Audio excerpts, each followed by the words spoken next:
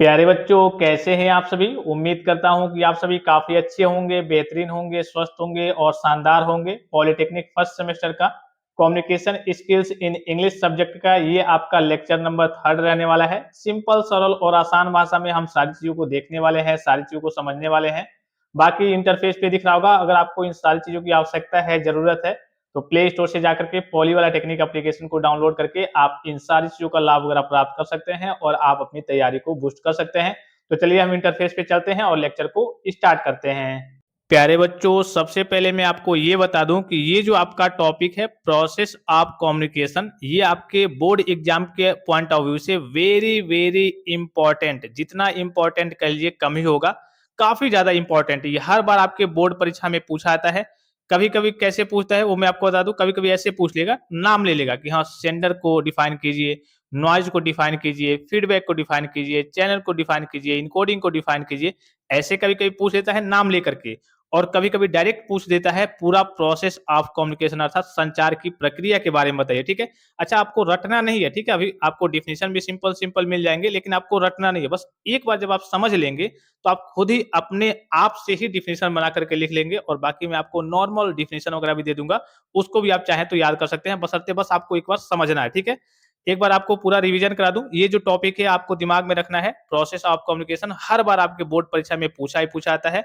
Exam के point of view से very very important है। ठीक है, एक बार मैं आपको पूरे टॉपिक का रिवीजन करा दूं, कहां तक हमने चीजों को पढ़ लिया था प्रीवियस लेक्चर में। ठीक है, एक बार ऑफिशियल सिलेबस आप देख लीजिए। हम फर्स्ट यूनिट पढ़ रहे हैं, यहाँ पे हमने देखा था एकदम डिटेल में हम सारी चीजों को पढ़ रहे हैं, ऊपर ऊपर नहीं। बेसिक्स ऑफ कम्युनिकेशन, कम्युनिकेशन अर्थात संचार के बारे में पढ़ा था। ठीक है, कई आपके प्रोफेसर हैं, उन्होंने संचार के बारे में क्या क्या कहा है, संचार का उद्देश्य क्या है, संचार की कमियां क्या है, संचार के नुकसान क्या क्या है, संचार के लाभ क्या क्या हैं, इसके कई सारे हमने डिफिनेशंस को देखा था। अब हम पढ़ने वाले हैं प्रोसेस ऑफ कम्युनिकेशन अर्थात संचार की प्रक्रिया के बारे में पढ़ने वाले हैं। तो हम जो भी पढ़ेंगे ऑफिशियल नए लेटेस्ट सिलेबस के अकॉर्डिंग ही सारी चीजों को पढ़ेंगे, अलग से चीजों को नहीं पढ़ेंगे। ठीक है, जो भी मैं आपको पढ़ाऊंगा, और मैं आपको इसलिए शुरू में ही बता देता हूँ, जो इंपॉर्टेंट चीजें रहती है वो मैं आपको शुरू में बता देता हूँ कि हाँ ये आपके एग्जाम के पॉइंट ऑफ व्यू से काफी इंपॉर्टेंट है। ठीक है, तो हम पढ़ने क्या वाले हैं, संचार की प्रक्रिया, प्रोसेस ऑफ कम्युनिकेशन के बारे में। पहले मैं आपको डायग्राम की सहायता से बता दे रहा हूं बस। ठीक है, उसके बाद से आपको मैं डिफिनेशन वगैरह दिखा दे रहा हूं, आप आसानी से उसको देख करके समझ जाएंगे। ठीक है, सबसे पहले प्रोसेस का मतलब, प्रोसेस ऑफ कम्युनिकेशन अर्थात संचार का प्रोसेस से मतलब क्या है। जैसे फॉर एग्जाम्पल, मान लीजिए फॉर एग्जाम्पल कि आपको पुलिस में जाना है। ठीक है, पुलिस में जाना है, तो क्या आप किसी थाने में जाकर के डायरेक्ट पुलिस में भर्ती हो जाएंगे? नहीं भर्ती हो पाएंगे भाई। पुलिस में जाने के लिए मान लीजिए कि आप उत्तर प्रदेश, आपको पुलिस में ही जाना है, उत्तर प्रदेश यूपीपी में जाना है। ठीक है, तो सबसे पहले क्या करेंगे भाई, सबसे पहले जब इसका फॉर्म आएगा तो आप फॉर्म फिलअप करेंगे। ठीक है, फॉर्म फिलअप का पूरा प्रोसेस कंप्लीट करेंगे। ठीक है, उसके बाद से इसका आप क्या करेंगे, एग्जाम देंगे। ठीक है, उसके बाद से एग्जाम दे लेंगे, इसका रिजल्ट आएगा। रिजल्ट के बाद से आपकी मेरिट बनेगी, उसमें आपका नाम आएगा। ठीक है, जैसे नाम आ जाएगा उसके बाद से आपका फिजिकल होगा, मेडिकल होगा, आगे के प्रोसेस होंगे, फिर आपका डॉक्यूमेंट वेरिफिकेशन होगा। ठीक है, उसके बाद से लास्ट में जाकर के आपका क्या होगा, सिलेक्शन होगा भाई। इसका एक प्रोसेस है ना कि हाँ ऐसे ऐसे करके, तब उसके बाद से लास्ट में जाकर के आप पुलिस बन पाएंगे, अर्थात उत्तर प्रदेश पुलिस में आपकी ज्वाइनिंग हो पाएगी। ठीक है, कहने का मतलब क्या है कि भाई हर एक चीज का कोई ना कोई एक तरीका होता है, एक प्रोसेस होता है। उस प्रोसेस को कंप्लीट करने के बाद, या फिर वो जब प्रोसेस कंप्लीट हो जाता है, उसके बाद से जो काम है वो कंप्लीट माना जाता है। जैसे मैंने अभी आपको एग्जांपल के थ्रू बताया कि भाई आपको पुलिस में जाना है, तो पुलिस में जाने के लिए डायरेक्टली किसी थाने में या फिर कहीं जाकर के आप पुलिस में भर्ती थोड़ी हो जाएंगे। उसके लिए जब उत्तर प्रदेश पुलिस का जब जब फॉर्म आएगा, तो पहले आप फॉर्म फिलअप करेंगे, एग्जाम देंगे, रिजल्ट आएगा, उसके बाद से आपकी मेरिट बनेगी उसमें। ठीक है, मेरिट में आपका नाम आएगा, तो आपका फिजिकल होगा, मेडिकल होगा, डॉक्यूमेंट वेरिफिकेशन होगा, फिर लास्ट में जाकर के आपका सिलेक्शन होगा, आपकी ज्वाइनिंग होगी। तो ये क्या है, पुलिस बनने के लिए एक प्रकार का एक पूरा इसका स्टेप है, पूरा इसका प्रोसेस है। सेम इसी प्रकार से कम्युनिकेशन के प्रोसेस से मतलब क्या है कि कम्युनिकेशन अर्थात संचार जो है वो कब कंप्लीट होता है, किन किन चरणों से कंप्लीट होता है, इनमें किन किन चीजों की आवश्यकता पड़ती है, इसी को हम प्रोसेस ऑफ कम्युनिकेशन अर्थात संचार की प्रक्रिया कहते हैं। समझ गए, प्रक्रिया का मतलब क्या होता है, कम्युनिकेशन। प्रोसेस ऑफ कम्युनिकेशन का मतलब क्या होता है कि हाँ किन किन प्रोसेस से गुजरने के बाद से, किन किन स्टेप्स से गुजरने के बाद से कम्युनिकेशन कंप्लीट होता है, कम्युनिकेशन कंप्लीट माना जाता है, इसमें क्या क्या चीजें होती हैं, इसी को हम बच्चों प्रोसेस ऑफ कम्युनिकेशन कहते हैं। ठीक है, तो इसमें देखिए पहले मैं आपको डायग्राम की सहायता से बता दे रहा हूँ। सबसे पहले यहाँ पे आपको दिख रहा होगा सेंडर। सेंडर मतलब क्या होता है, जो मैसेज भेजता है। फॉर एग्जाम्पल आपको अपनी मम्मी को मैसेज भेजना है कि मम्मी आज घर पे मेहमान आने वाले हैं, ठीक है? तो आप क्या हो जाएँगे सेंडर, ठीक है? आप सेंडर हो जाएँगे। फिर उसके बाद से आप अपनी मम्मी को मैसेज भेजने वाले हैं, ये आप हो गए, आप सेंडर हो गए। आप अपनी मम्मी को मैसेज भेजने वाले हैं, ये आपकी मम्मी हो गई, तो वो क्या हो जाएँगे रिसीवर, जो मैसेज को रिसीव करते हैं, ठीक है? किसी के पास, किसी अदर पर्सन के पास भेजने वाले हैं, तो वो अदर पर्सन आपका रिसीवर हो जाएगा। फिर आप अपनी मम्मी से क्या कहने वाले हैं कि मम्मी आज घर पे मेहमान आने वाले हैं, थोड़ा बढ़िया नाश्ता खाना वगैरह बना देना, ठीक है? तो जो भी आपका मैसेज है अर्थात कि मम्मी आज घर पे मेहमान आने वाले हैं, तो ये आपका मेन मैसेज है, तो यही आपका मैसेज हो जाएगा। जो भी आपके पास इन्फॉर्मेशन है, जो चीज़ आप रिसीवर को भेजना चाहते हैं, रिसीवर तक शेयर करना चाहते हैं, वही आपका मैसेज हो जाता है। फिर उसके बाद से होता है देखिए इनकोडिंग और डिकोडिंग। इसको लेकर के बच्चे काफ़ी ज़्यादा कन्फ्यूज़ रहते हैं कि सर इनकोडिंग का मतलब क्या होता है, डिकोडिंग का मतलब क्या होता है? एकदम सरल भाषा में, आपकी भाषा में आपको समझा दे रहा हूँ कि आपके पास जो भी मैसेज है किसी प्रकार का, उसको आप प्रॉपर तरीके से ऑर्गेनाइज़ करेंगे, प्रॉपर तरीके से भेजेंगे ताकि अगला समझ जाए।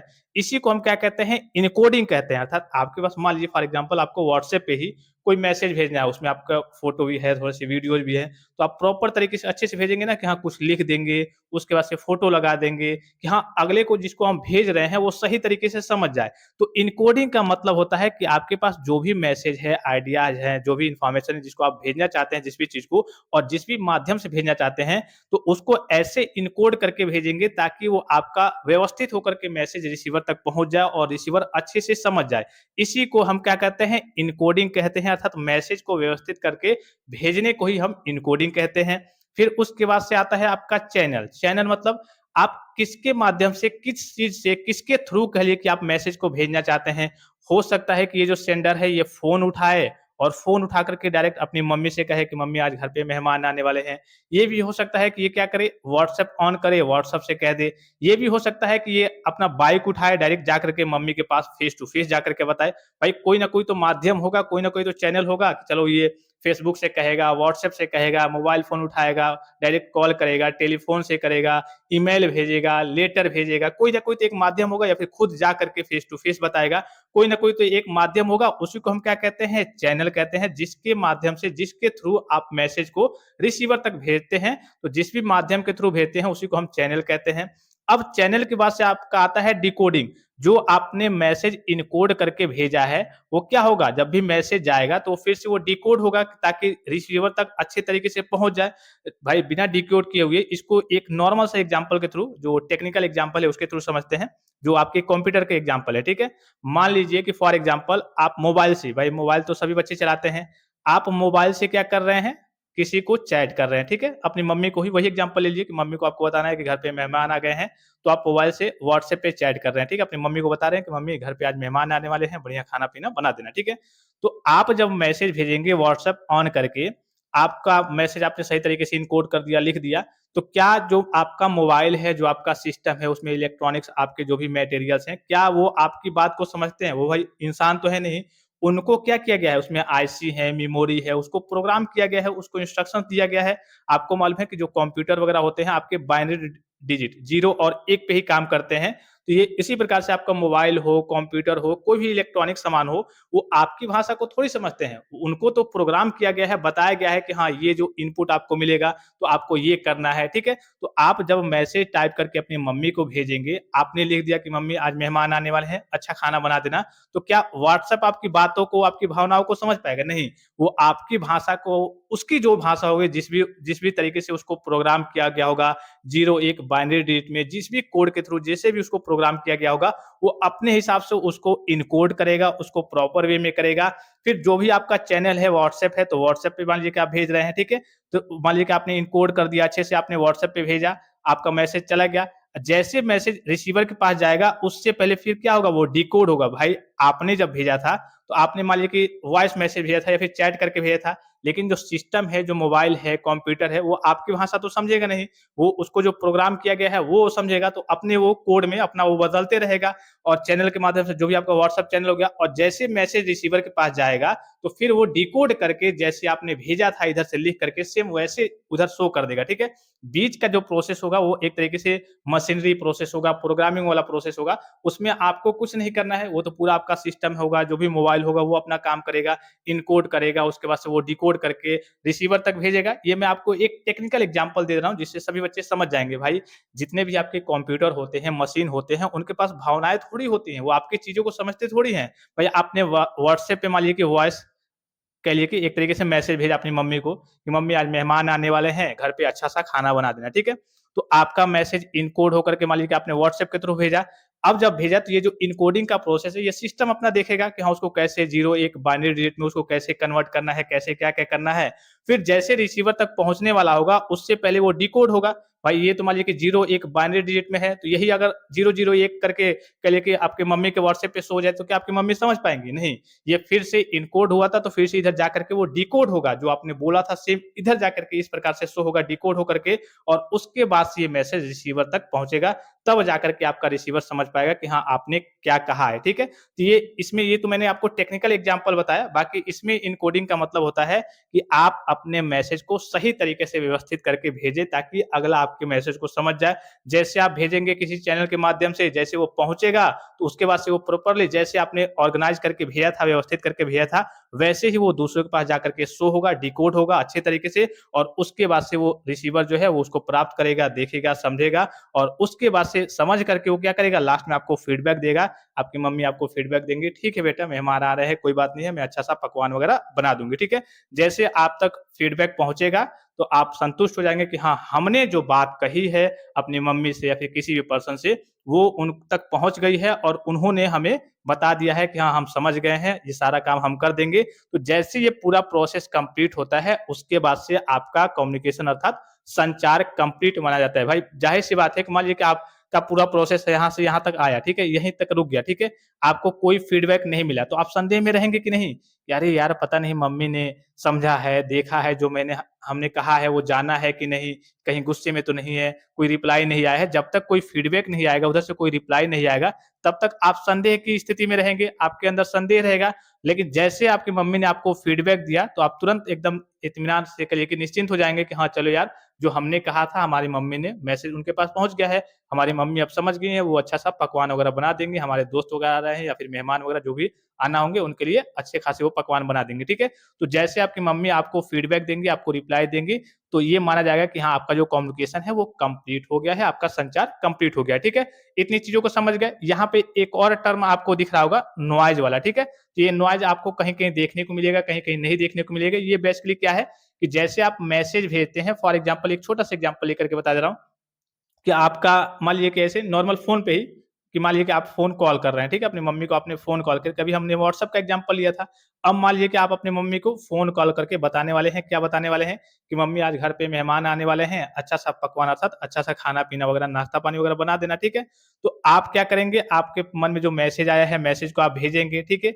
इनकोडिंग मतलब आप समझ ही गए हैं। जैसे इनकोड होकर के किसी चैनल के माध्यम से आपका मैसेज जाएगा, तो मान लीजिए कि आप फ़ोन से बात कर रहे हैं, तो हो सकता है कि बीच में बाधाएँ क्रिएट हो जाए। बाधाएँ कैसे क्रिएट हो सकती हैं? हो सकता है कि बहुत शोरगुल, आवाज़ वगैरह आ रहा है जिसके चलते क्या हो सकता है कि आपकी बात कंप्लीट नहीं हो पा रही है अपनी मम्मी से। ये भी हो सकता है कि आपका नेटवर्क चला जाए, ये भी हो सकता है कि आपका मोबाइल खराब हो जाए, ये भी हो सकता है कि उसमें आपके इंस्ट्रूमेंट में अर्थात आपके मोबाइल फ़ोन में कई सारे दिक्कतें आ जाए, ठीक है? तो जो भी ये दिक्कतें आती हैं, तो इसी को हम नॉर्मल भाषा में नॉइज़ कहते हैं। नॉइज़ का मतलब यहाँ पे आवाज़ से है, लेकिन इसमें कई प्रकार के टेक्निकल एरर्स आ सकते हैं जो आपके कहिए कि अभी आगे आपको पढ़ना भी है बैरियर के बारे में, कम्युनिकेशन बैरियर के बारे में, जिसका मतलब होता है बाधा या फिर रुकावट, ठीक है? तो ये बेसिकली क्या करता है, आपके कम्युनिकेशन को इंटरप्ट करता है, उसमें बाधाएँ क्रिएट करता है, तो ये बीच में आपका कभी-कभी नॉइज़ क्रिएट हो जाता है, ठीक है? अर्थात जब भी आप संचार करते हैं, कई माध्यम होते हैं संचार करने के, तो कई बार आप संचार करते हैं, फॉर एग्ज़ाम्पल आप फेस टू फेस ही संचार कर रहे हैं, ठीक है?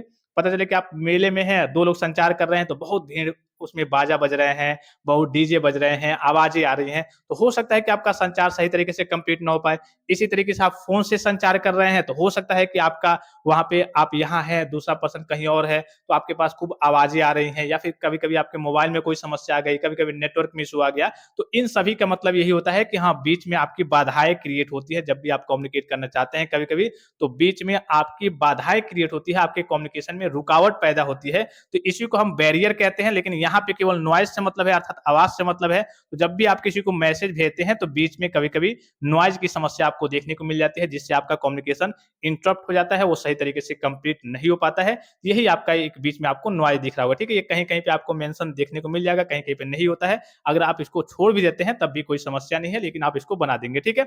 सारी चीज़ों को समझ गए कि सेंडर मतलब क्या होता है, कि जो मैसेज को भेजता है, मैसेज जो आपके अंदर इन्फॉर्मेशन है जो आप भेजना चाहते हैं। एन्कोडिंग का मतलब क्या होता है, कि मैसेज को सुव्यवस्थित करके सही तरीके से व्यवस्थित करके भेजना ताकि रिसीवर समझ जाए। चैनल आपको मालूम है कि जिस भी माध्यम से आप भेजना चाहते हैं, फ़ोन पे से सॉरी फ़ोन से या फिर टेलीफ़ोन से या फिर आप व्हाट्सएप करना चाहते हैं, फ़ेसबुक करना चाहते हैं, लैपटॉप से भेजना चाहते हैं, फिर बाइक उठा करके जा करके फ़ेस टू फ़ेस बताना चाहते हैं। तो जिस भी माध्यम से आप मैसेज को बताएँगे, रिसीवर तक मैसेज जाएगा, वही आपका चैनल होता है। डिकोडिंग जब भी आप कोई मैसेज भेजते हैं, तो मैसेज जा करके उधर जाता है, तो वो डिकोड होता है, जिस तरीके से आपने व्यवस्थित करके भेजा था, फिर उसी तरीके से सेम तरीके से वहाँ पे आगे प्रदर्शित होता है। फिर आपका रिसीवर जो आप जिसको मैसेज भेज रहे हैं, जो रिसीवर है, वो आपके मैसेज को समझता है, देखता है और फिर लास्ट में वो आपको फीडबैक देता है कि हाँ, हम आपके मैसेज को समझ गए हैं। और जैसे ही आपको फीडबैक मिलता है, आपको संतुष्टि मिल जाती है कि हाँ यार, हमारा जो मैसेज है अगले तक पहुँच गया है, ठीक है? सारी चीज़ों को समझ गए। एक ये डायग्राम दिख रहा होगा, आप ऐसे बना सकते हैं, ठीक है? नॉर्मली लिख करके, कोई ज़रूरी नहीं है कि हाँ, ये आपको रेक्टेंगल बनाना है, सर्किल बनाना है। नॉर्मली लिख करके सेंडर लिखेंगे, फिर एरो दे देंगे, फिर मैसेज लिखेंगे कि हाँ, स्टेप कि हाँ, एक-एक करके लाइन-लाइन में क्या-क्या प्रोसेस होता है, ठीक है? ये बना सकते हैं या फिर और इससे सिंपल देखिए तो आप ये भी बना सकते हैं लाइन से, नॉर्मल लिख करके कि हाँ, पहले सेंडर होता है, ठीक है? उसके बाद से ये आपका मैसेज होगा, फिर एन्कोडिंग होगा, फिर आपका चैनल होगा, फिर डिकोडिंग होगा, फिर रिसीवर होगा, फिर लास्ट में फीडबैक होगा और ये फीडबैक किसको जाएगा? आपके सेंडर को जाएगा, ठीक है? ऐसे भी आप डायग्राम बना सकते हैं और ऊपर मैंने आपको जो बताया, वैसे भी आप डायग्राम बना सकते हैं, ठीक है? अब चलिए इसका हम एक-एक करके इस सारी चीज़ों को समझ गए, यहाँ तक आपका काम हो गया। अब कैसे आपको एग्ज़ाम में लिखना होता है, डेफिनिशंस वगैरह क्या है, उसको हम एक-एक करके देखते हैं, ठीक है? सबसे पहले प्रोसेस ऑफ कम्युनिकेशन का मतलब क्या है?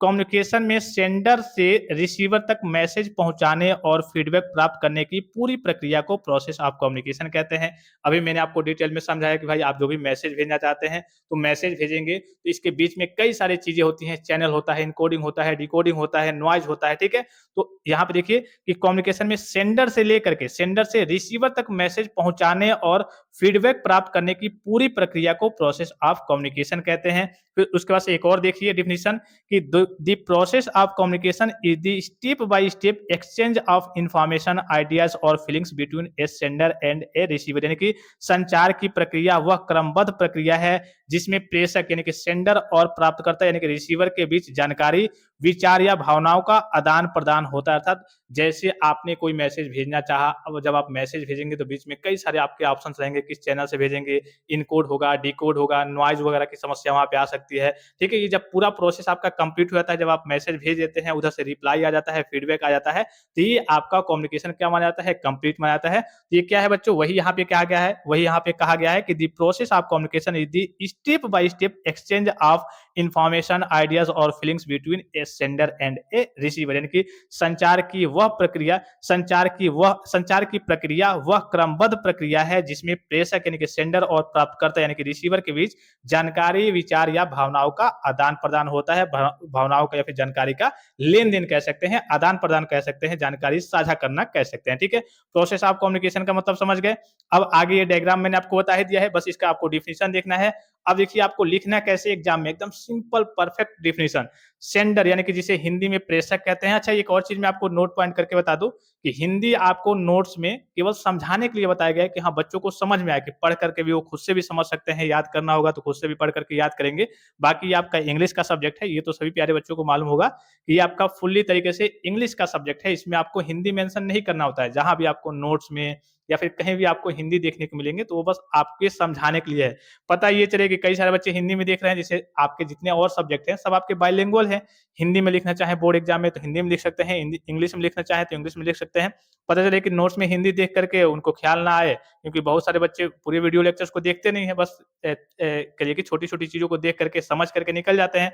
पता चले कि मेन पॉइंट्स उनको मालूम ना हो और नोट से पढ़े और हिंदी जा करके दबा करके एग्जाम में चले जाएँ, तो पता चले कि ऐसे ही फेल हो जाएँगे, ठीक है?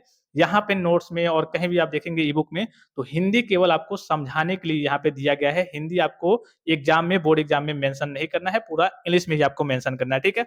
अब देखिए सेंडर क्या होता है? अब इसका डेफिनिशन आप कैसे लिखेंगे? तो सिंपल सा, the person who sends the message is called the sender, यानी कि जो व्यक्ति संदेश भेजता है उसे प्रेषक यानी कि सेंडर कहते हैं। भाई जो भी किसी किसी के पास मैसेज है, भाई आपके पास मैसेज है कि आपको अपनी मम्मी को बताना है कि आज मेहमान आने वाले हैं, मैसेज आपके पास है ना, आप मैसेज भेजने वाले हैं, तो आप क्या हो जाएँगे? सेंडर हो जाएँगे। देखिए इसका एग्ज़ाम्पल भी मैंने नॉर्मल सा एग्ज़ाम्पल लिया है कि teacher giving instructions to the students यानी कि शिक्षक का विद्यार्थियों को निर्देश देना, ठीक है?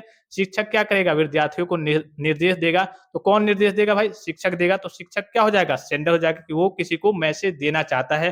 किसको मैसेज देना चाहता है? तो विद्यार्थियों को। तो विद्यार्थी यहाँ पे क्या हो जाएँगे? रिसीवर हो जाएँगे, जो मैसेज को प्राप्त करेंगे। अब टीचर उनको डाँटे, चाहे कोई भी निर्देश दे कि ये काम करे, तो जो निर्देश देगा वो टीचर देगा, तो टीचर सेंडर हो जाएगा और जिसको निर्देश देगा, विद्यार्थियों को निर्देश देगा, तो विद्यार्थी क्या हो जाएँगे? यहाँ पे रिसीवर हो जाएँगे, ठीक है? समझ गए सेंडर क्या होता है? लिख लेंगे आसानी से।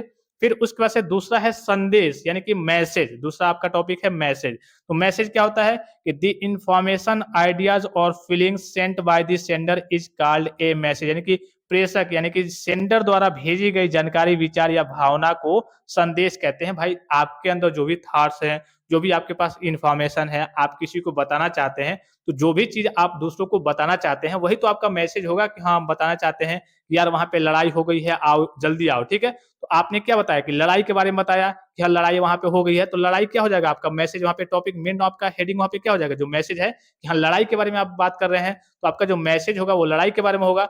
कहने का मतलब क्या है कि जो भी आपके अंदर थॉट्स हैं या फिर जो भी चीज़ आप सोच रहे हैं या फिर किसी को बता रहे हैं, रिसीवर तक भेज रहे हैं, तो जो भी आप मैसेज भेजना चाहते हैं, जो भी आपके अंदर इच्छाएँ हैं, आपके थॉट्स हैं, फीलिंग्स हैं या फिर आपके पास कोई इन्फॉर्मेशन है, दूसरों तक जो भेजेंगे, उसी को हम क्या कहते हैं? मैसेज कहते हैं अर्थात संदेश कहते हैं। समझ गए? तो यहाँ पे क्या लिखेंगे कि द इन्फॉर्मेशन या फिर आइडियाज़ या फिर और feelings send by the sender is called a message यानी कि सेंडर अर्थात प्रेषक द्वारा भेजी गई जानकारी, विचार या भावना को हम क्या कहते हैं? संदेश कहते हैं। एग्जाम्पल के लिए सबमिट योर असाइनमेंट टुमारो, ठीक है? सबमिट योर असाइनमेंट टुमारो यानी कि अपना असाइनमेंट कल जमा करो, ठीक है? तो यहाँ पे क्या गया? आपके असाइनमेंट जमा करने की बात हो रही है कि हाँ, कल तक आपको अपना असाइनमेंट जमा कर देना है। यहाँ पे मैसेज क्या हो जाएगा कि हाँ, असाइनमेंट को कल तक जमा करना है, कल के बाद से आपको मौका नहीं मिलेगा, ठीक है? तो यहाँ पे मैसेज क्या हो जाएगा? आपको असाइनमेंट कल तक जमा करना है, ठीक है? जो भी आपकी जानकारी है, संदेश है, जो आप किसी को भेजते हैं, वही आपका क्या कहलाता है? आपका मैसेज अर्थात संदेश कहलाता है, ठीक है? समझ गए? फिर उसके बाद से देखिए इनकोडिंग। अब इनकोडिंग का आपको डेफिनिशन कैसे लिखना है? देखिए converting an idea into words, symbols और गेस्चर्स इज कॉल्ड इनकोडिंग। सबसे सिंपल डेफिनेशन यानी कि विचारों को शब्दों, संकेतों, हाव-भाव में बदलना इनकोडिंग कहलाता है। सबसे सिंपल डेफिनेशन है, बाकी आप ई-बुक में देखेंगे तो उसमें कई सारे मैंने आपको डेफिनेशन दिए हैं, ठीक है?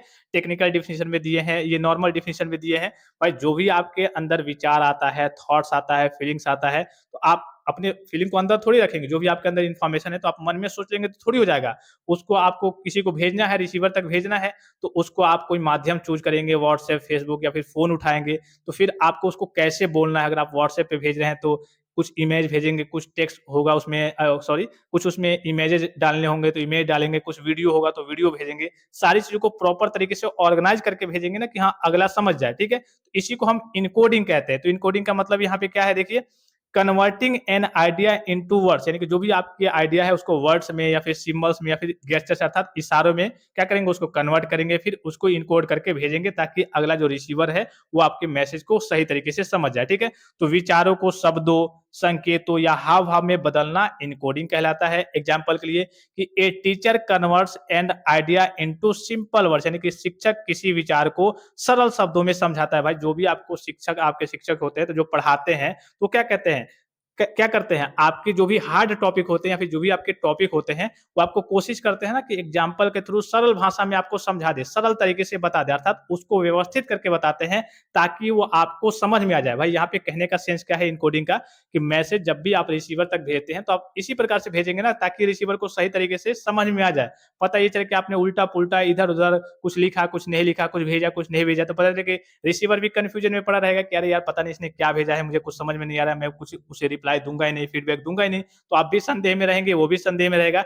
जब आप मैसेज को प्रॉपर तरीके से भेजेंगे, इनकोड करके भेजेंगे तो अगले को अच्छे को अर्थात जो रिसीवर होगा उसको अच्छे तरीके से समझ में आएगा, ठीक है? यहाँ पे टीचर आपके क्या करते हैं? टीचर के अंदर जो भी विचार होता है या फिर जो भी चीज़ों को पढ़ाते हैं, वो अच्छे से एग्जाम्पल के साथ एक्सप्लेन करके आपको बताते हैं, व्यवस्थित करके आपको बताते हैं ताकि आपको चीज़ें समझ में आए, ठीक है? इसी को हम इनकोडिंग कहते हैं, समझ गए? फिर उसके बाद से आता है आपका डिकोडिंग। डिकोडिंग मतलब क्या होता है? Understanding the meaning of A received message is called decoding, यानी कि प्राप्त संदेश के अर्थ को समझना डिकोडिंग कहलाता है। या फिर डिकोडिंग से मतलब थोड़ा सा समझेंगे, जो भी आप मैसेज भेजते हैं तो मैसेज आपका डिकोड होकर के रिसीवर तक पहुंचता है। तो जो भी आपका डिकोड हुआ मैसेज है जो आपने इधर से भेजा है सेम उधर जाकर के शो होगा। तो यही जो आपका उधर मैसेज शो होगा उसको जब रिसीवर सही तरीके से देख लेगा, समझ जाएगा, अर्थात वो उसको एक तरीके से प्रॉपर तरीके से समझ जाएगा, भाई आपने इधर से मैसेज को इनकोड करके अच्छे तरीके से भेजा है, तो उधर जाकर के आपका सेम मैसेज अच्छे तरीके से प्रॉपर वे में डिकोड होगा। तो जो रिसीवर होगा वो आपके मैसेज को अच्छे तरीके से समझ जाएगा। तो यहाँ पे यही कहा जा रहा है कि प्राप्त संदेश के अर्थ को समझना क्या कहलाता है, डिकोडिंग कहलाता है। एकदम सिंपल सा डिफिनेशन है, बाकी आप कई जगह देखेंगे कई टाइप के कई सारे डिफिनेशन देखने को मिल जाएंगे। मैंने यहाँ पे सिंपल सिंपल डिफिनेशन मेंशन किया है ताकि आपको चीजें समझ में आए, ठीक है। तो understanding the message of A understanding the meaning of A received message is called decoding, यानी कि प्राप्त संदेश के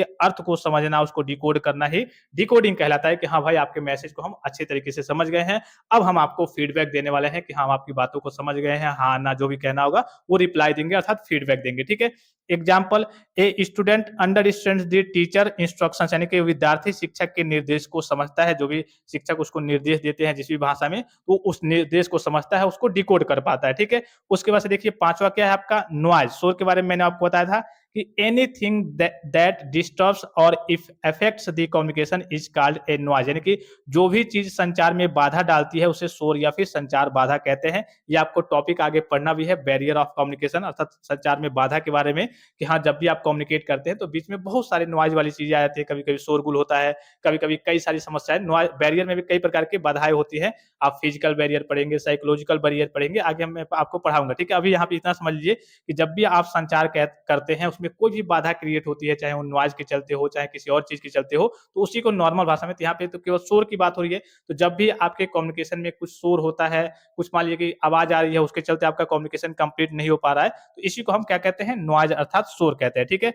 एनीथिंग दैट डिस्टर्ब्स और affect the communication is called noise, यानी कि जो भी चीज संचार में बाधा डालती है उसे शोर या फिर संचार बाधा कहते हैं। जैसे loud noise makes it difficult to hear a speaker, यानी कि तेज शोर के कारण वक्ता की बात सुनने में परेशानी होती है। भाई आप लोग बात कर रहे हैं, पता चले कहीं शादी है या फिर कहीं पे डीजे बज रहा है, तो हो सकता है कि आपकी बातें कंप्लीट ना हो पाए, तो आप इधर उधर जाएंगे, कहीं और जाकर के बात करेंगे, तो ये क्या होगा, आपके कम्युनिकेशन में अर्थात आपके संचार में बाधा ही तो पड़ रहा है नॉइज के चलते। तो जो भी चीज आप, जो भी नॉइज के चलते जब भी आपका कम्युनिकेशन कंप्लीट नहीं हो पाता है उसी को हम क्या कहते हैं, नॉइज कहते हैं। अर्थात जिस भी शोर के चलते, चाहे डीजे बज रहा हो चाहे कहीं से आवाज आ रही हो, जिसके चलते आपका कम्युनिकेशन कंप्लीट नहीं हो पा रहा है, तो इसी हम क्या कहते हैं, इसी शोर को, इसी जो बाधा रुकावट पैदा होती है, इसी को हम नॉइज कहते हैं, ठीक है।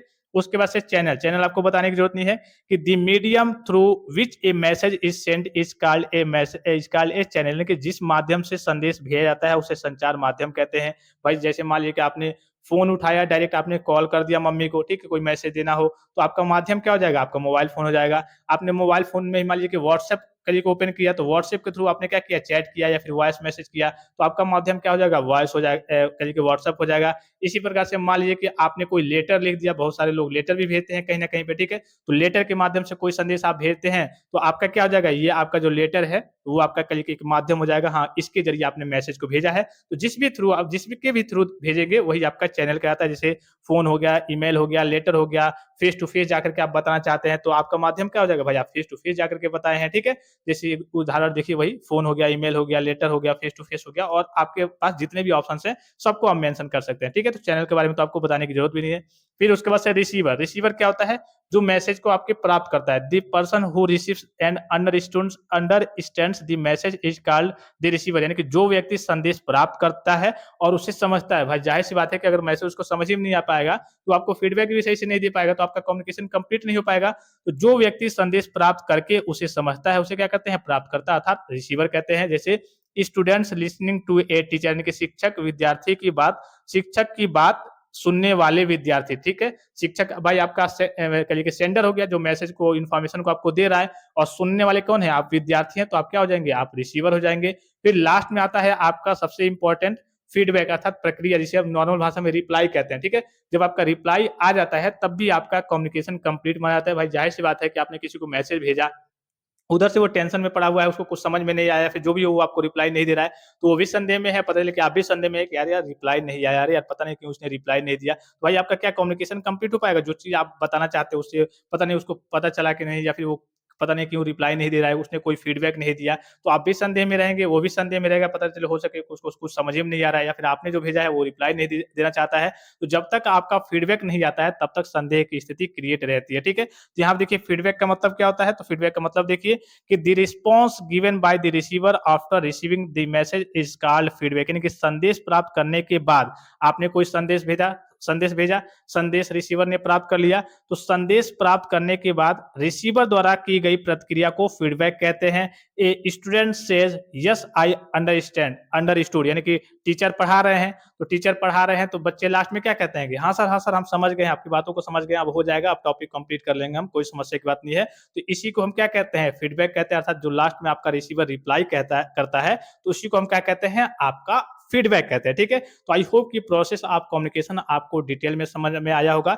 इस लेक्चर को यहीं पे समाप्त करते हैं और आगे के लेक्चर को हम स्टार्ट करेंगे, आपका अगला जो टॉपिक है उसके बारे में हम पढ़ेंगे। और ये लेक्चर आई होप कि आपको अच्छे तरीके से समझ में आया होगा, बहुत डिटेल में मैंने आपको सारी चीज़ों को बताया है। बाकी अगर कोई कन्फ्यूजन क्रिएट हो रहा होगा तो आप कमेंट बॉक्स में कमेंट करके पूछ सकते हैं। फिलहाल इस सेशन में इतना ही, इजाज़त दीजिए। धन्यवाद, थैंक्स फॉर वॉचिंग, मिलते हैं नेक्स्ट सेशन में।